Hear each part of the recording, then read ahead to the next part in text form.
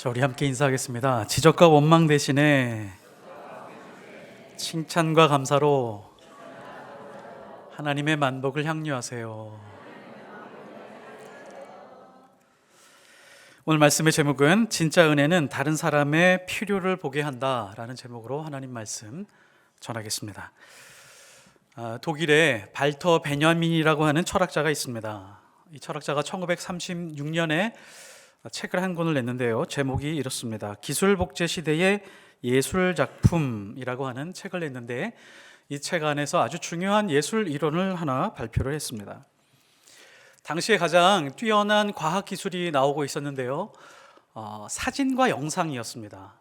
사진과 영상이 나온 것도 놀라웠는데 칼라로 사진과 영상이 나오고 있다는 것이 많은 사람들에게 굉장히 큰 충격이었습니다. 이때 예술에 관심을 가지고 있는 사람들이 고민을 하나 했는데요.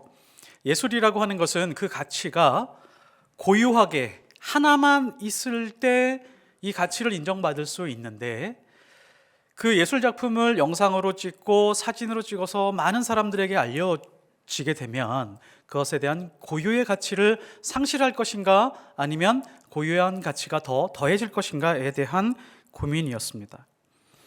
그래서 여기서 특별한 용어를 하나 만들었는데 그것이 아우라라고 하는 그런 단어입니다. 이 아우라라고 하는 뜻은 무엇이냐면 수많은 복제품들에서 느낄 수 없는 원작에서만 느낄 수 있는 아주 특별한 느낌, 이것을 아우라라고 지칭했습니다. 그래서 그 이후에 많은 사람들이, 전 세계의 많은 사람들이 이 아우라라고 하는 용어를 많이 쓰고 있고 지금도 종종 쓰고 있습니다. 보통 노래하는 사람들을 보면 나훈아, 이미자, 조용필 이런 사람들이 부르고 있는 노래들이 있죠. 근데 다른 사람들이 노래를 아무리 잘한다라고 할지라도 다른 사람이 나훈아 노래를 부르고 있으면 아무리 너훈아라고 할지라도 그 노래의 맛이 떨어지게 되어 있습니다. 나훈아의 노래는 나훈아만 불러야 되고 이미자의 노래는 이미자만 불러야 그 맛을 특별하게 느낄 수가 있습니다.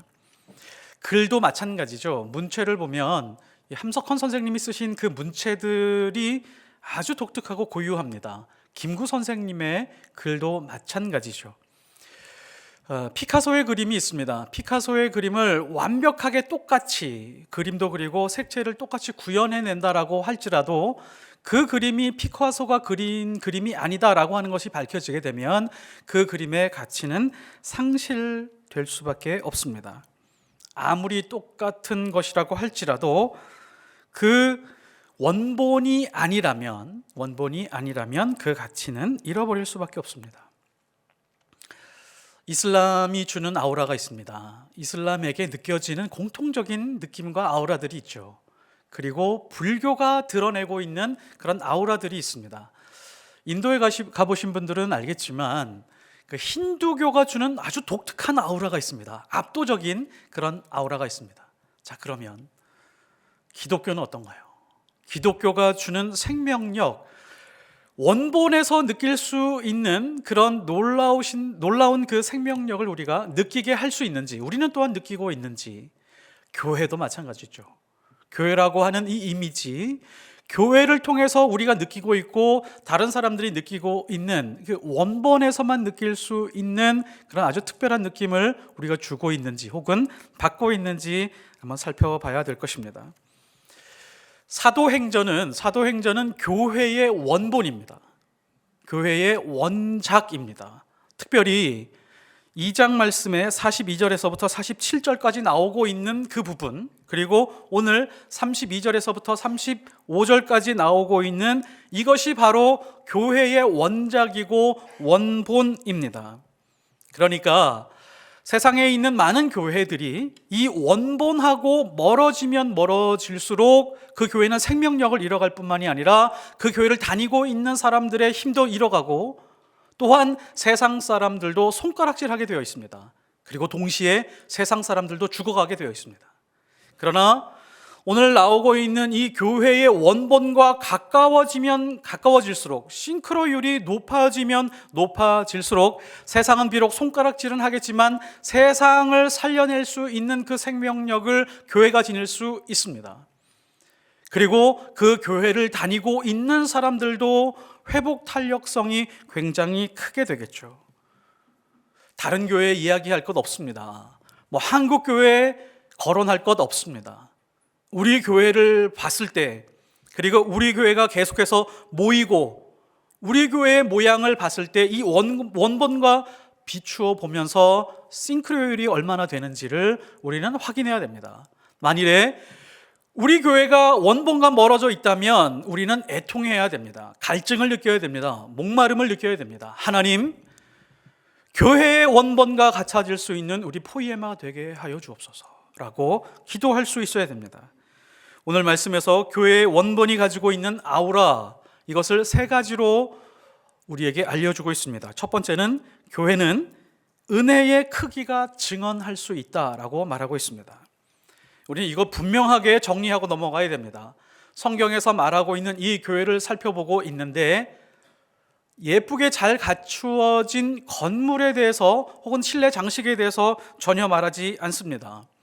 예배 인원이 얼마나 되는지 그 교세에 대해서 설명할 생각이 조금도 없습니다.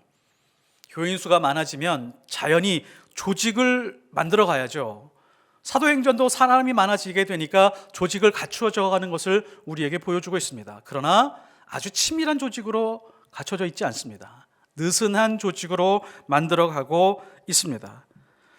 교회의 외양은 허름하고 느슨한 조직 안에서 적은 수의 모임일지라도 지금 이 모임을 가지고 있는 성도들의 모습을 아주 분명하게 설명하고 있는 부분이 있는데, 그게 바로 이 사람들이 큰 은혜를 받아라고 하는 표현입니다. 그러니까 교회라고 하는 곳은 은혜의 크기만큼 일하는 곳이다 라고 하는 것을 우리에게 드러내고 있습니다. 이것이 바로 교회의 원본입니다. 그리고 중요한 것은 이 모임의 주체가 누구인지를 오늘 말씀이 드러내고 있다는 것입니다. 이 교회의 인원, 건물에 대해서 말하고 있지는 않지만 주체가 누구인지에 대해서 가장 먼저 말하고 있습니다. 주체가 누굴까요? 사도들일까요? 아닙니다. 사도들을 주체로 삼지 않고 있다는 것이 놀랍습니다. 주체가 바로 믿는 무리입니다. 그러니까 큰 은혜를 받고 행동하고 있는 그 사람들, 32절에 믿는 무리가 라고 설명하면서 이 교회를 설명하기 시작을 합니다. 이 믿는 무리가 누구인지 다시 한번 정리하고 넘어갈 필요가 있습니다. 이 믿는 무리는 앞선 구절들에서 설명하고 있었는데, 믿는 무리들은 모여서 기도하는 사람들이었습니다. 무엇으로 기도했냐면 말씀으로 기도하는 사람들이었습니다. 세상과 싸움을 하고 있었지만 세상을 물리치기 위한 기도를 하지 않고 있었습니다. 하나님, 물질을 채워주십시오, 치유해 주십시오 라고 하는 기도하지 않았습니다. 말씀 붙들고 깊이 기도하는 중에 하나님의 사랑으로 진동하여 하나님의 마음으로 공명한 사람들이었습니다. 하나님의 마음으로 공명하게 되니까 필연적으로 드러나는 것이 무엇이냐면 하나님 앞에 간절히 기도하죠. 하나님, 하나님의 말씀을 담대하게 전하게 하여 주옵소서라고 하는 기도로 결론이 납니다. 그리고 기도가 끝난 다음에 세상에 나가서 말씀을 증거하기 시작을 합니다. 이 사람들이 바로 믿는 무리입니다. 자, 그렇다면 우리가 주체일 것으로 알고 있었던 사도들은 어떤 일을 하고 있나요? 사도들이 정치가들에 대해서 비방하거나 정치가들에서 비난하는 설교하지 않습니다. 로마의 통치권, 그들의 악한 모습을 낱낱이 드러내는 일에 시간을 낭비하지 않습니다. 그리고 종교가들, 바리새인들, 사두개인들, 지금 권력과 종교를 장악하고 있는 그 사람들의 부패에 대해서 설명하려고 하지 않습니다. 그리고 심지어 사도들이 이런 걸 가르치지 않습니다. 여러분 물건을 다 모으십시오. 그리고 서로 통용하십시오. 재산을 가져오십시오. 그 재산을 다 바치면 우리가 가난하지 않기 위해서 다 나누겠습니다. 이런 거 설교하지 않았습니다. 뭐 했죠? 사도들은 오로지 진리 하나만 순전하게 설교했습니다. 예수 그리스도, 십자가, 부활만을 증언을 했습니다. 그러자 그 자리에 있었던 성도들 모두가 큰 은혜를 받아 자발적으로 물건을 가지고 오게 된 것이 오늘 말씀입니다. 그러므로 은혜를 받았다라고 하는 것은 가슴에 뭉클한 감동을 얻었다라고 하는 뜻이 아닙니다. 믿는 무리가 한 마음과 한 뜻이 되어 모든 물건을 서로 통용하고 자기 재물을 조금도 자기 것이라 하는 이가 없더라라고 하는데, 물건을 가지고 온 것은 부수적인 결과입니다.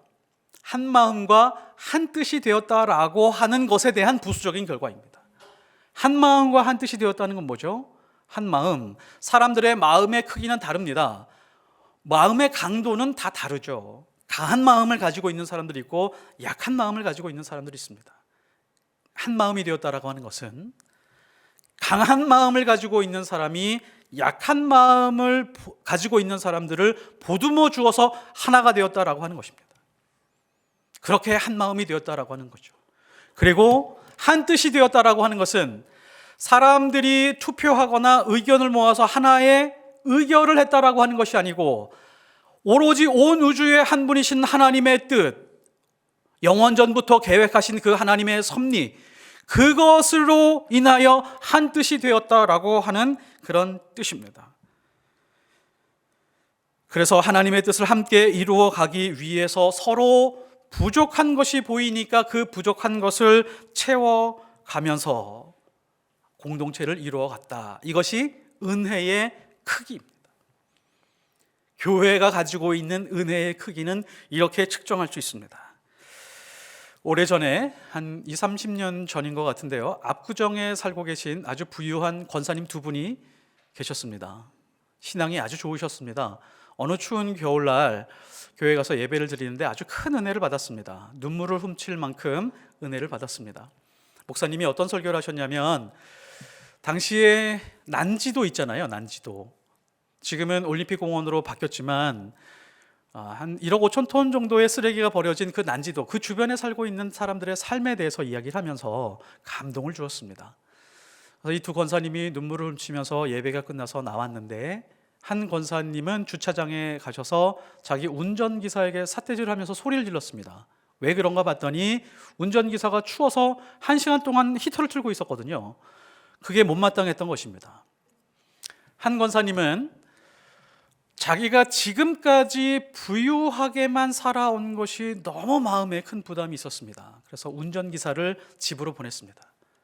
나 혼자 걸어가겠다라고 하면서 천천히 걸어갔습니다. 걸어가다가 보니까 어떤 거린이 구걸을 하고 있었는데 너무 마음이 안타까워서 자기가 입고 있었던 밍크 코트를 벗어서 입혀 주었습니다. 은혜가 무엇일까요?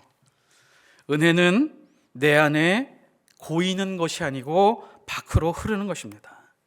은혜는 감동이 아니라 누군가의 필요가 보이고 그 필요를 채워주는 행동입니다.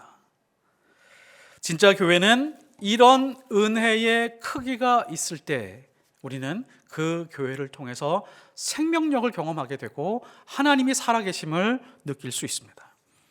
두 번째, 교회는 가난한 사람이 없는 곳입니다. 34절을 보면 그 중에 가난한 사람이 없으니 이는 밭과 집이 있는 자는 팔아 그 판 것의 값을 가져다가 사도들의 발 앞에 두매. 믿는 사람들 중에 가난한 자들이 없었다. 자, 이 말씀의 뜻이 모두가 부자가 되었다라고 하는 그런 뜻일까요? 아니요, 그렇지 않습니다. 물론 서로에게 물건을 나누어 줬기 때문에 부족한 것들이 채워진 것은 확실한 것 같습니다. 어떤 사람들이 모이는 공동체를 보면 사실은 부자들은 소수입니다. 어느 나라든지 부자는 소수죠. 그리고 중산층은 어느 정도가 있고 가난한 사람들이 비율로 있습니다. 자, 그러면 그 사람들이 한 마음 한 뜻이 되어 자신들의 밭과 재산을 다 팔아서 다 모은 다음에 사도들이 n분의 1로 나눴어요. 그렇다고 한들 거기에 모여있는 모든 사람들이 부자가 되었을까요? 가난에서 벗어났을까요? 그렇지 않습니다. 일시적으로 어려움은 해소될 수 있지만 밭과 재물이 항상 있는 것이 아니기 때문에 이미 다 팔아버렸기 때문에 1년, 2년 지나고 나면 또 원상복귀 될 수 있습니다. 자, 그러면 가난한 사람이 없었다라고 하는 뜻은 무엇일까요? 가난한 사람이 없었다. 이 가난한이라고 하는 헬라어 단어는 이 성경 구절에만 나옵니다. 여기만 나오는 단어인데 엔데에스라고 하는 단어입니다. 이 엔데에스라고 하는 단어는 부족한 혹은 필요한이라고 하는 뜻이죠. 가난하지 않았다라고 하는 것은 부족함을 느끼지 않았다. 나는 필요한 것이 없어, 만족해 라고 하는 사람들이 있었다라고 하는 그런 뜻입니다. 그러니까 이걸 이렇게 우리는 해석할 수 있습니다. 그 자리에 모여있던 모든 사람들이, 노예도 있었고 부유한 사람도 있었는데, 인생에서 힘들고 괴롭고 고통 중에, 결핍과 부족함 중에 살다가 온 사람들이 모여서 예배 드리고 있었는데, 믿는 사람들을 만나서 작은 필요들이 계속해서 채워지는 것을 느낍니다.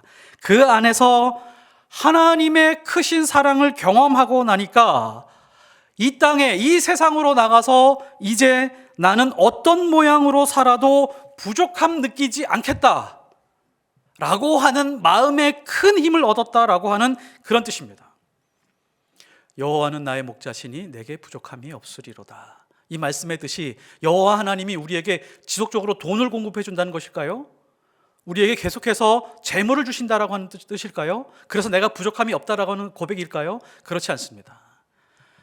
하나님이 이 세상에서 마치 이 땅에 한 사람만 존재하는 것처럼 나를 사랑하신다라고 하는 그 사랑의 크기 때문에 내가 이 땅에서 가난하고 부족하고 결핍이 있다라고 할지라도 살아갈 힘을 충만하게 느끼는 것, 이것이 바로 여호와 하나님이 나의 목자가 되신 것입니다. 그것을 느끼는 것입니다. 여기에 있는 모임에 가지고 있는 사람들도 똑같이 느꼈습니다. 여호와 하나님이 나의 목자시구나. 모여서 기도할 때마다 오시는 성령의 충만함을 경험하고 있었습니다. 그리고 예수 그리스도를 두 눈으로 목격했습니다. 어떻게 보았을까요? 예수님은 부활하셨는데 어떻게 보았을까요? 서로의 모습 속에서 예수의 모습을 보게 된 것입니다. 그래서 부족함을 못 느낀 것이죠. 고린도후서 8장 9절, 우리 주 예수 그리스도의 은혜를 너희가 알거니와, 이거 기억해 주십시오. 우리 주 예수 그리스도의 은혜를 알고 있대요. 그 다음에 어떻게 설명하는지, 부요하신 이로써 너희를 위하여 가난하게 되심은 그의 가난함으로 말미암아 너희를 부요하게 하려 하심이라. 죽음의 위치에 있는 사람들, 이제 죽어가는 사람들의 그 안타까운 인생을 바라보고 예수님이 죽음의 자리에 오셔서, 가난한 자리에 오셔서 우리를 부요케 하셨다. 자신의 생명을 죽음의 자리에 두셨다. 이 자체가 은혜라는 것입니다. 하나님이, 예수님이 우리에게 은혜를 베푸시는 방식이 뭐냐면, 예수님이 가난한 자리로 가셔서 다른 사람에게 부요함을 느끼게 해주는 것, 부요함을 획득하게 해주는 것, 이것이 은혜라고 하는 행동이었습니다. 그러므로 진짜 은혜는 누군가의 부요함을 위해서 내가 조금이라도 가난한 자의 위치로 가는 삶의 행동을 말합니다. 감동으로만 남으면 안개와 같습니다. 그 은혜는 금방 사라지게 되어 있습니다. 어두육미라고 하는 말이 있죠. 무슨 뜻일까요? 생선은 머리가 맛있고 짐승은 꼬리가 맛있다라고 하는 그런 뜻인데, 저는 이게 가짜 같습니다. 왜 그러냐면, 아무리 살아도 식당을 가면, 음식점에 가면요, 생선 머리가 그렇게 맛있다라고 하면서 생선 머리만 골라서 만든 음식이 없습니다. 그리고 꼬리가 그렇게 맛있다고 하면서 꼬리만 잘라서 요리한 음식을 찾아볼 수가 없어요. 꼬리곰탕이요? 꼬리곰탕만으로 만들지 않았던데요? 꼬리 몇 개 없던 것 같던데요? 이거 제가 보기에는 누가 만들었는지 조금 뭔가 사연이 있을 것 같습니다.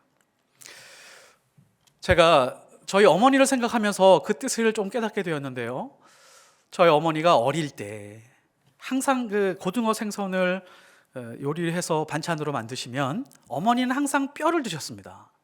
그리고 생선 머리를 드셨어요. 너무 맛있다는 거예요. 생선 눈알도 빼먹고 생선 머리 안에 있는 내용물도 젓가락으로 빼서 드시는 거예요. 너무 맛있다는 거예요. 제가 그게 사실인 줄 알았습니다. 우리 자식들에게는 통통한 부위에 살이 많은 그것만 다 발라서 떼어주시고, 조금도 살이 남지 않은 뼈를 조금씩 씹어 드시는 그런 장면이 아직도 생생합니다. 제가 아이를 낳고 아이들이 어릴 때 보면 먹을 게 많지 않잖아요. 돈가스 아니면 생선입니다. 김 싸서 주든지.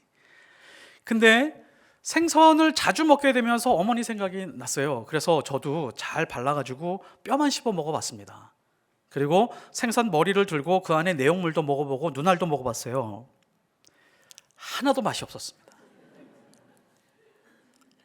깨달았습니다.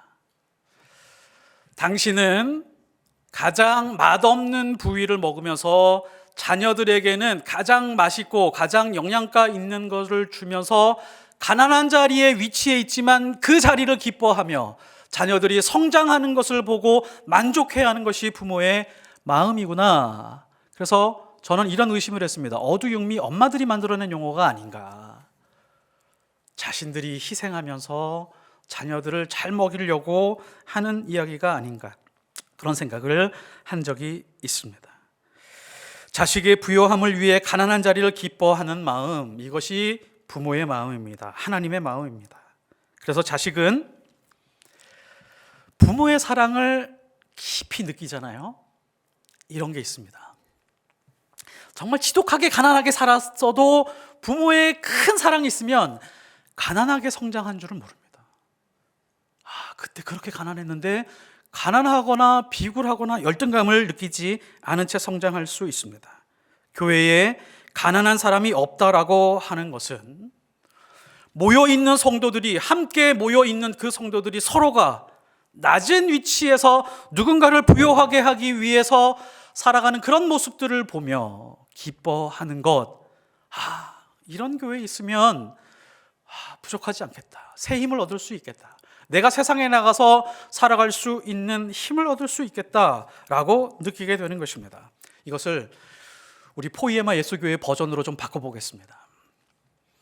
우리 교회에 찾아오는 어느 누구 한 사람이라도 나이가 어리건 나이가 많으시거든 어느 사람이라도 상관없이 우리 교회에 찾아와서 우리 교인들, 집사님, 권사님, 장로님들의 얼굴을 보면서 무엇을 느낄까요?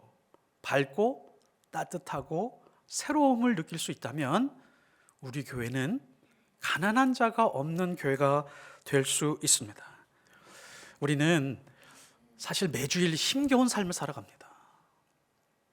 남 모르는 고민, 아내에게도 남편에게도 말하지 못하는 그런 아픔들이 사실 있습니다. 그렇게 힘든 생활을 하고 하나님 앞으로 나오는데 서로가 잘 모르지만 우리 교인인지는 알아요. 그럼 우리 교인이기 때문에 서로 밝게 인사해 주는 그 한 번의 웃음, 그 웃음을 통해서 힘을 얻을 수 있습니다. 서로 말은 많이 해보지는 않았지만 안색을 살피면서 지난주 어떻게 지내셨어요? 라고 안부를 물어보는 그 질문들, 그리고 약간은 좀 과장된 인사이지만 약간 오버하면서 반가워하는 그 반가운 인사들, 그 인사들이요 우리에게 아주 큰 힘을 줄 수 있습니다.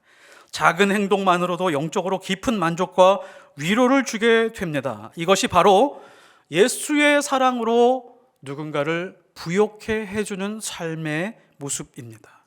누구라도 우리 교회 포이에마 예수교회에 오게 된다면 내 인생이 가난하게 느껴지지 않는 그런 교회가 되었으면 좋겠습니다. 하나님의 사랑을 충분히 느낄 수 있는, 누구를 통해서요?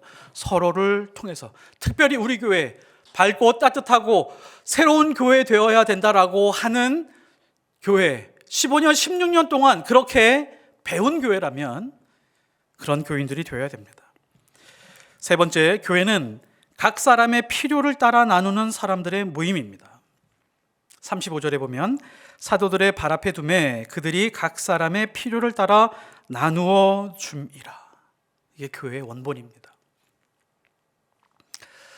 우리 몸에 심장이 있죠. 심장이 하는 일이 있습니다. 펌프질을 하는데요, 하루에 10만 번 정도 펌프질을 합니다. 그리고 혈액을 순환시키죠. 혈액을 온몸에 어느 구석 하나 퍼지지 않는 곳이 없이 혈액이 공급될 수 있도록 끊임없이 일을 합니다. 근데 이것이 약간 고장이 나면, 이 펌프질이 고장이 나면 그것을 심부전이라고 하죠. 심장에서 피를 제대로 나누어 주지 않으면 몸은 죽게 되어 있습니다. 하나님은 교회 안에 있는 사람들의 필요만 채우라고 교회를 세우지 않으셨습니다. 교회가 자기 성도들의 필요만 채우게 된다면 심장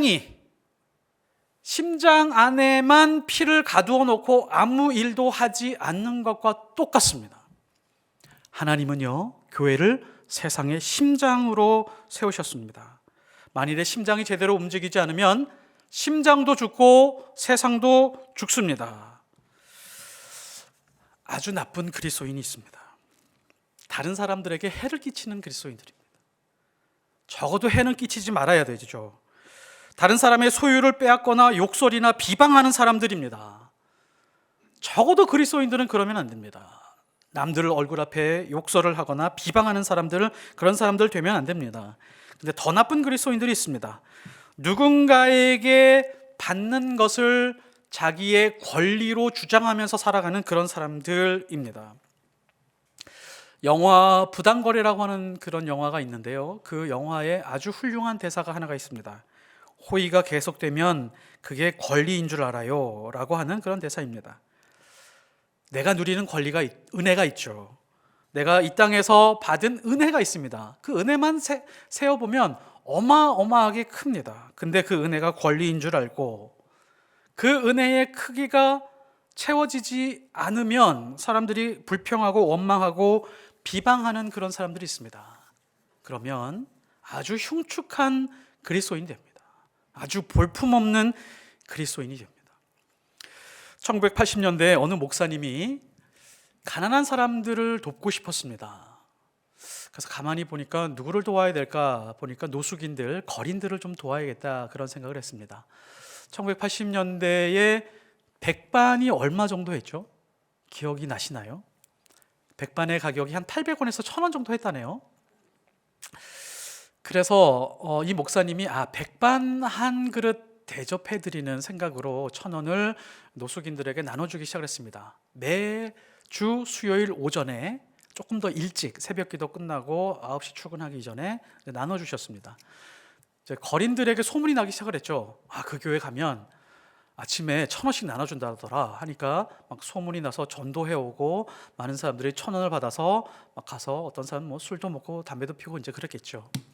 소문이 나서 많은 사람들이 오기 시작을 하니까 교회 수요일 아침마다 거린들이 막 장사진을 이루고 있는 거예요. 교인들이 불만이 좀 생겼습니다.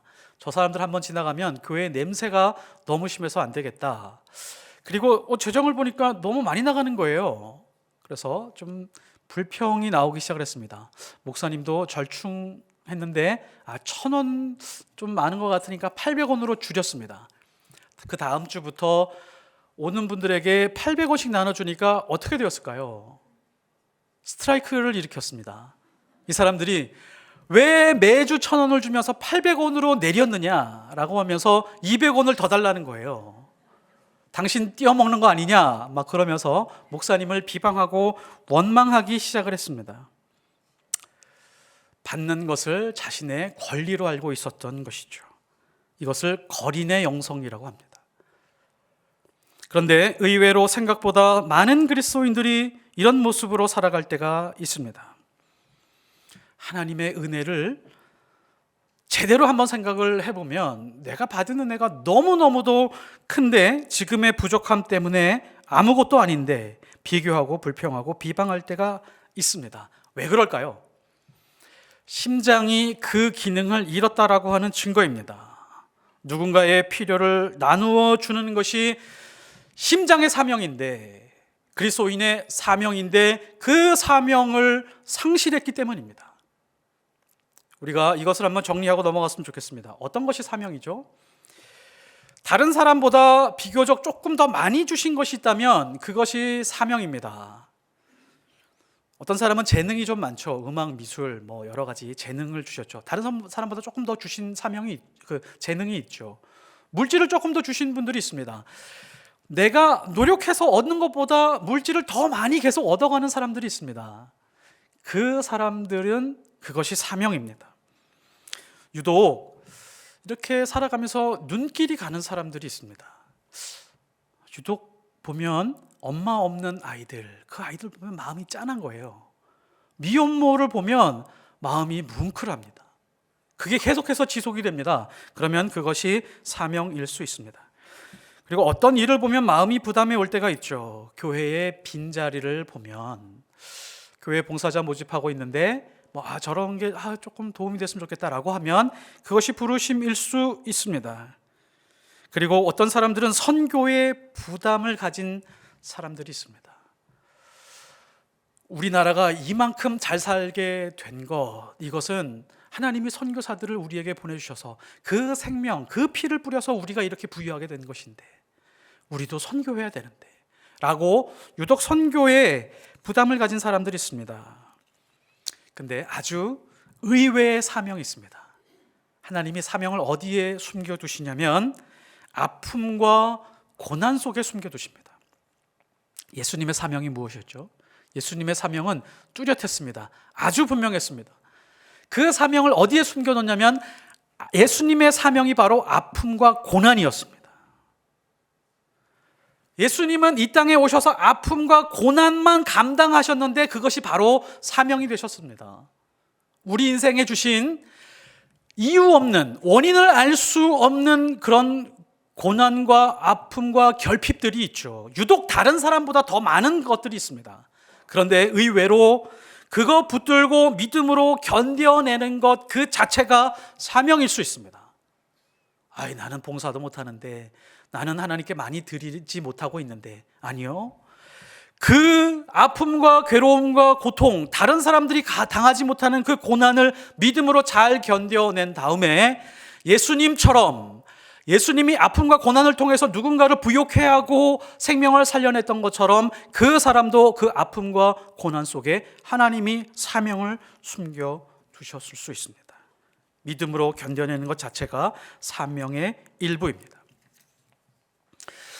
하나님은 교회를 세상의 심장으로 삼으셨습니다. 세상의 모든 인생에게 가장 필요한 것이 있다. 그것은 물질이 아니다. 성공이 아니다.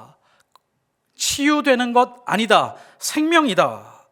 레위기 17장 11절, 육체의 생명은 피에 있습니다. 내가 이 피를 너희에게 주어 제단에 뿌려 너희의 생명을 위하여 속죄하게 하였나니 생명이 피에 있으므로. 생명은 피에 있습니다. 예수 그리스도의 피에 있습니다. 사도행전의 교회는 먼저 예수 그리스도의 피로 인해서 얻었었던 그 놀라운 은혜, 그 은혜를 가지고 서로의 필요를 채웠습니다. 그리고 절대로 거기에서 멈추지 않았습니다. 우리 교인들의 필요를 완벽하게 100% 채우고 난 다음에 세상의 필요를 위해서 나가지 않았습니다. 우리 교회의 필요를 채우며 동시에 세상에 나가서 세상의 필요를 채우는데 온 힘을 다하기 위해 흩어졌습니다. 교회가 아니면 세상의 어떠한 기관과 단체와 사람이라고 할지라도 예수 그리스도의 피를 공급할 수 있는 곳이 단 한 곳도, 단 한 명도 없기 때문에 교회는 예수 그리스도의 피, 예수 그리스도의 심장의 혈액이 되어 세상의 끝까지 가게 되었던 것입니다. 믿음의 사람들이 예수 그리스도의 피를 공급해주면 세상은 살 수 있지만 공급하지 않으면 세상은 죽습니다. 그래서 땅 끝까지 가서 복음을 증거하라고 우리에게 명령하셨던 것입니다. 땅 끝이 어디죠? 땅 끝은 죽어가는 사람들이 있는 그 자리가 바로 땅 끝입니다. 예수 그리스도의 피가 전달되지 않는 곳, 그 땅 끝, 그 땅 끝에 대한 부담을 가지고 있는 곳, 그것이 교회입니다. 각 사람의 인생이 가장 필요로 하는 것이 예수입니다. 예수가 없으면 이 땅에서 아무리 잘 살고 아무리 건강한다라고 할지라도 그 삶 자체가 지옥이고 그 사람의 인생의 끝은 지옥의 입구가 될 것입니다. 우리는 하나님의 아픔으로 세상의 필요를 볼 수 있어야 되고 그 필요를 공급할 수 있어야 됩니다. 이것이 세상에서 한 사람의 인생이 가질 수 있는 가장 위대한 사명입니다. 말씀의 결론을 맺겠습니다.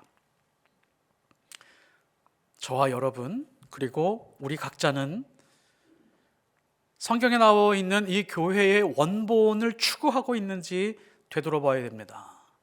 성경에 나와 있는 원본의 모습을 가지고 있는 그리스도인들의 모습에 대하여 우리는 끊임없이 노력하고 기도해야 됩니다.